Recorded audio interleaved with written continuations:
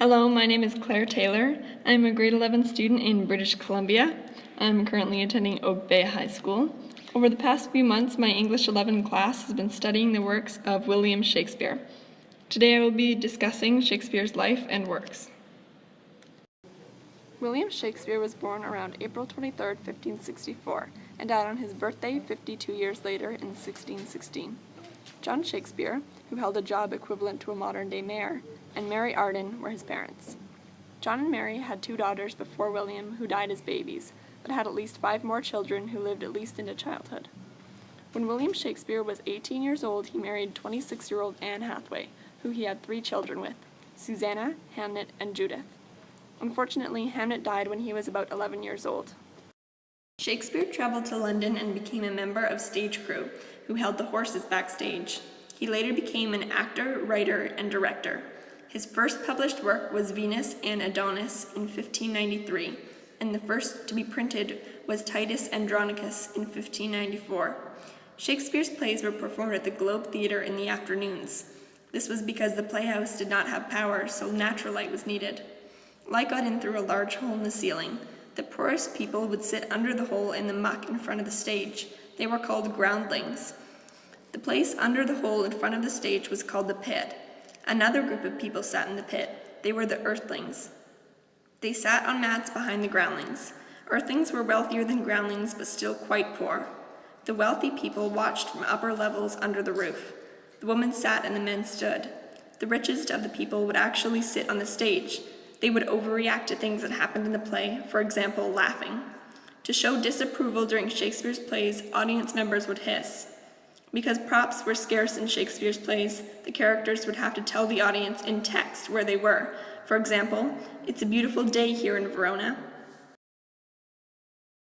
Death rarely occurred on stage because it was difficult to take the dead body off stage. Because women were not allowed to act, men had to fill in these roles. Young boys, often teenagers, were often cast for these roles because their voices were still high-pitched and their muscles had not yet fully developed. For the audience to be able to tell the difference between the male and female characters, the men acting as women would be dressed in dresses, wigs, and makeup. Because makeup in the Elizabethan era was lead-based and very poisonous, these actors could become seriously sick. The young boys playing female characters were also paid less than the other actors.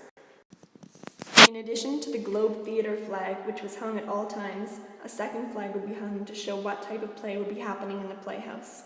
A white flag would mean that a comedy would be shown, for a tragedy, a black flag, and for a political play, a red flag. The Globe Theatre lacked restrooms, so people would relieve themselves on or beside the outside of the building. The Globe Theatre only ever closed because of one reason, the plague. The bubonic plague shut down the theatre 3 times, once in 1593, then in 1603, and again in 1608. During Shakespeare's lifetime, he produced 38 plays, 154 sonnets, 2 long narrative poems, and a few other verses. Shakespeare's vocabulary was about 29,000, which would make his writing hard to read, considering the average university student's vocabulary is about 14,000. Shakespeare's words have also changed meaning over 500 years, which would also make it difficult to understand.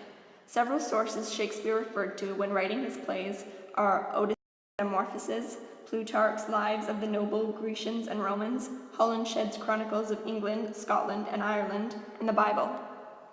Some time after Shakespeare moved to London, he became the part owner of a company called the Lord Chamberlain's Men, which was later given the title the King's Men. When Shakespeare was buried in the Holy Trinity Church, a plaque was placed above his grave.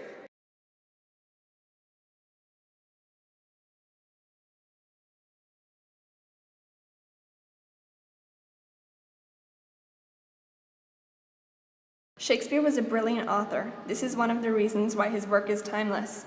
He also chose a good time to become an author. He wrote his work shortly after the printing press, and while literacy was on the rise.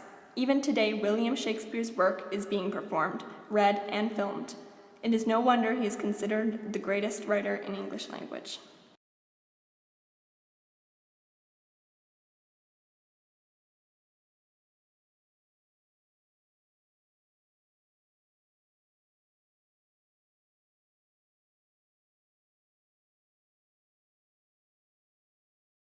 This quote illustrates the theme of ambition in the play Macbeth.